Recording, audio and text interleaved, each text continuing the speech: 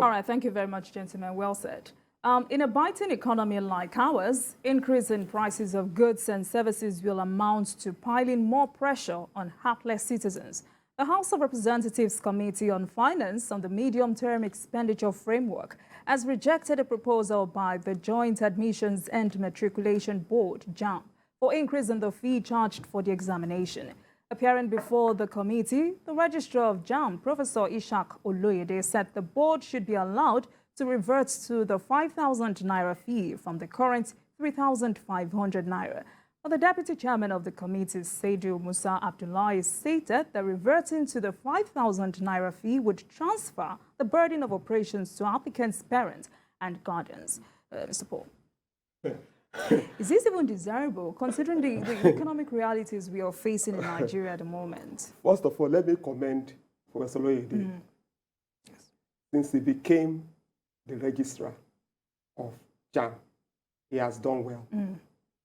JAMB has been able to, make the kind of revenue it never saw during the time of his predecessor. Fine. I also like the idea of positioning JAMB to be financially independent, not to depend on budgetary allocation. But, Prof, I disagree with you, sir, that at this time we should be overburdening the parents. This is not the time. This is not the right time to do that.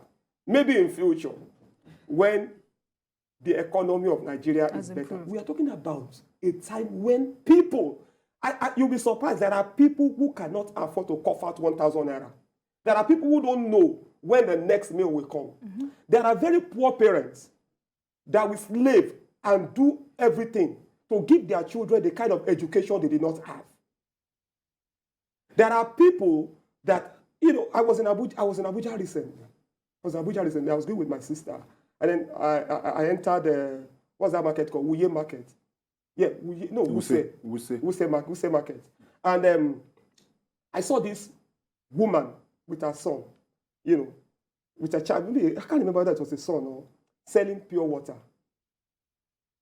She did not even have a cooler. She just spread it. So then my sister said, we just had compassion on that woman. And she said, I will come the next day, I will give you cooler.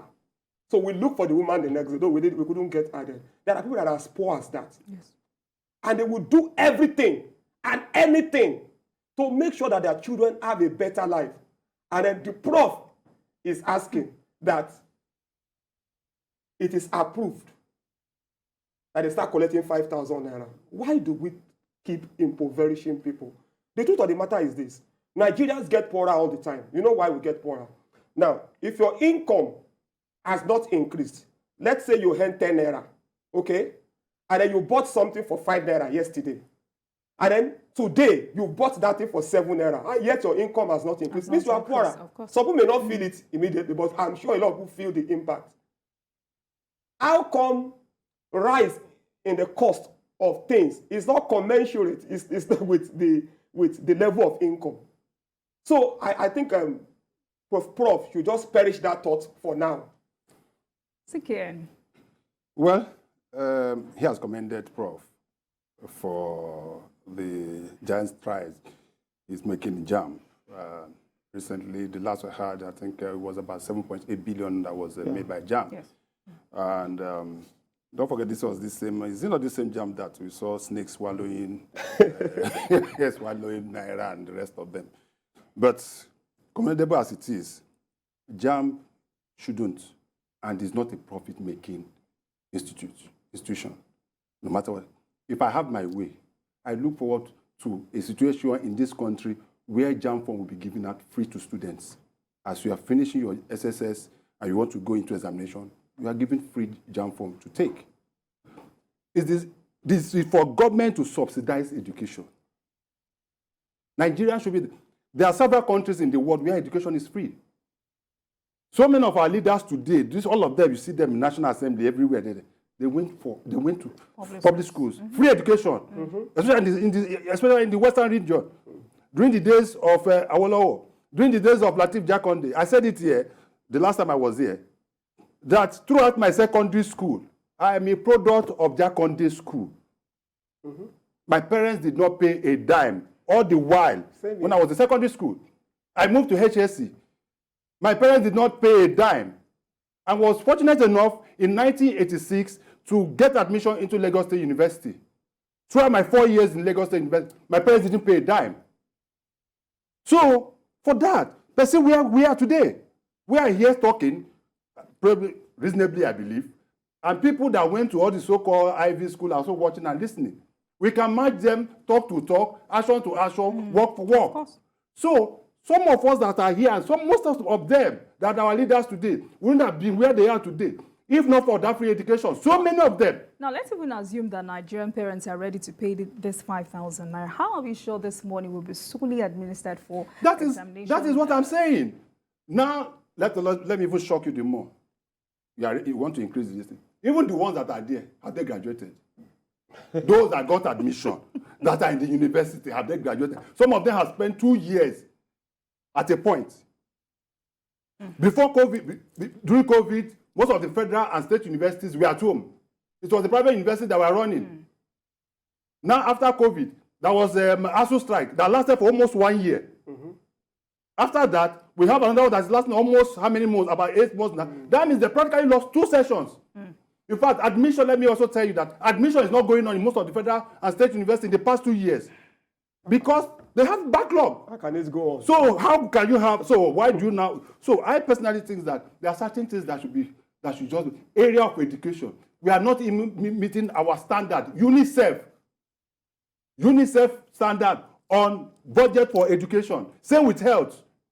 So, Prof, good as we will say, 5,000 after all, there was a time we saw a governor that was saying 500 naira. Some people are having children. All right, yes, now, but that is not the board is asking for financial autonomy. What impact would this have on education?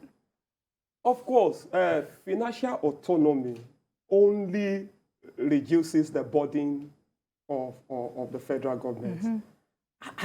But it increases the burden of the parents. Yes, no. Because why are they going to get money? Exactly. So this is why getting money. Considering that there are allegations that JAMB is gradually turning into a revenue-generating agency. It shouldn't be. That's what we're saying. It shouldn't be. You know, sometimes when I hear people, they talk about, during this ASU strike, some people start talking about the fact that there are that Nigerian education is already highly subsidized, that if you go to university elsewhere, it's very expensive.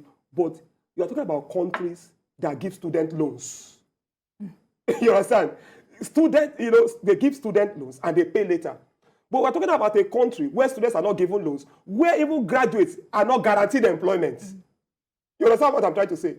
Where you can leave the university or whichever institution you attended, you can leave it. And then for years, 6, 7, there are people that are 30, 35 that are still feeding on their parents. Of course. Time was in this country when, if you were a graduate, you were already guaranteed that you'll be in the middle class. I mean, for being a graduate, you'll be given a car. Exactly. Some of them had cars. When they left university, they gave them cars. All those 504 in those days, 504 B2. They had them. They were giving them free. The middle class was guaranteed for you. But now you can be poor as a student, very poor as a student, and as a professional, you can be poorer than the church rats. In fact, people are not even fascinated by education. And what is happening now? It's even going to be discouraging people from seeking education, formal education. I am almost sure that there are students that will not return to school, even after when the strike is over, because they are discouraged. This is not the time we should be overburdening people. This is the time we should make life easier for people. Why does Nigeria like inflicting pain on our citizens? People are not asking for too much. They're not asking for too much. They just want to have a roof over their head. They want to send their children to school. They want to eat. Is that too much to ask? So, this is not the time for our prof. He's a good man. I love him, honestly. For me, he has performed better than what's the name of Dibu or Jenny. He has performed better. Is it Dibu or Jenny? What's the name of the former man? I think, am I correct? Right. Okay. And now, he should not just stain his records. All right, Sekian, your take on this financial autonomy?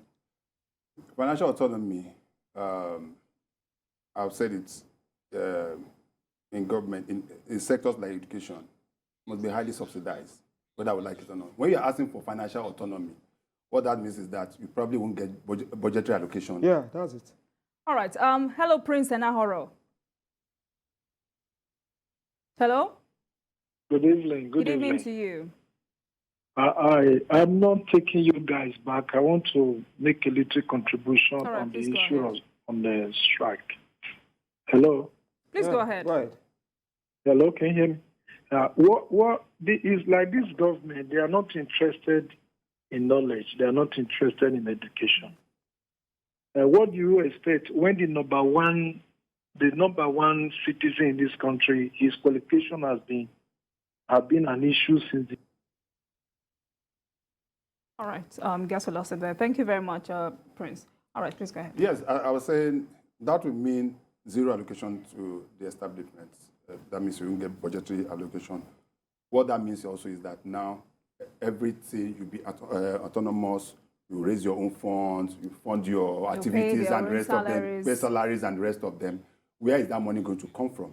It's going to be from the students that are going to pay, which is probably why he's asking that we should raise it from 3,500, it is currently, back to 5,000, so that they can be able to. I don't think that is necessary. Okay? Government, as a matter of policy, should be funding education. Institutions like JAMB, WAEC, NECO, whatever we call them, should be assisted financially so that the burdens can be. Let me even ask lastly, what do we enjoy for the government? This government, our federal government, what do we as a citizen enjoy for the federal government? And that's the question. And we are paying taxes. In other climes, why people pay taxes? Because they see what the government do with the taxes. If you pay tax, you make sure that the road is there, water is there. But every one of us now, we're local government to ourselves. You provide your security, you provide your water. You provide your generation, your light. Even if possible, they will say, contribute. If the transformer in your area blows now, what happens? They will ask us to contribute. We're local government, and that is what happens. All right, finally, guys, as JAMB served its purpose? Because, of course, when students are about to enter tertiary institutions, they still write entrance examination. So a lot of people are saying, what's the point? Well, there's a whole lot of issues with that thing. If you ask me, I prefer the old system without JAMB. I think what I personally prefer is that each school should set its standards. Now, let's be very clear about it. Schools that are elsewhere, there are Ivy League schools. There are schools that are not on that level. You know, there are schools that are very, very good for people from the educationally less developed states or people who. All right. But I think that's a matter of policy. For now, we have JAMB. All right.